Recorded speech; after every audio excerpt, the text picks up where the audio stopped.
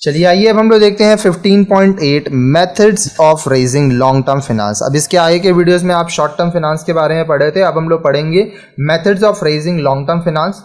You have already learnt about the purpose for which long-term finance is required by the business। जो हमारे videos को line से देखते हैं वो आगे पढ़ चुके हैं कि हम लोग को लॉन्ग टर्म फाइनेंस की ज़रूरत क्यों होती है। In small organization the long-term finance are generally provided by the owners। अब जो छोटे ऑर्गेनाइजेशंस होते हैं उनमें जो लॉन्ग टर्म फाइनेंस है, जो फिक्स एसेट्स पे जो खर्च होता है, वो ओनर्स ही वो पैसा देते हैं।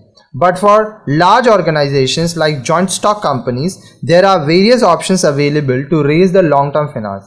लेकिन जो बड़े ऑर्गेनाइजेशन होते हैं जैसे जॉइंट स्टॉक कंपनी हुआ, यहाँ पे बहुत ज़्यादा पैसा, करोड़ों रुपए लगता है, तो वहाँ पर बहुत सारे ऑप्शंस होते हैं जो ज़रूरत चाहिए लॉन्ग टर्म फाइनेंस के लिए। Following are the most commonly use method of long term finance. अब हम लोग ये सारा पढ़ेंगे, ठीक है। ये सारे वो मेथड्स हैं, जो तरीके हैं जहां से company long term finance generate करता है। अब ये क्या है? Issue of shares, issue of debenture, loans from financial institution, public deposit, retention of profit, lease financing, foreign investment. ठीक है, अब एक एक करके हम लोग इसके बारे में पढ़ते हैं। Let us now discuss about these in detail.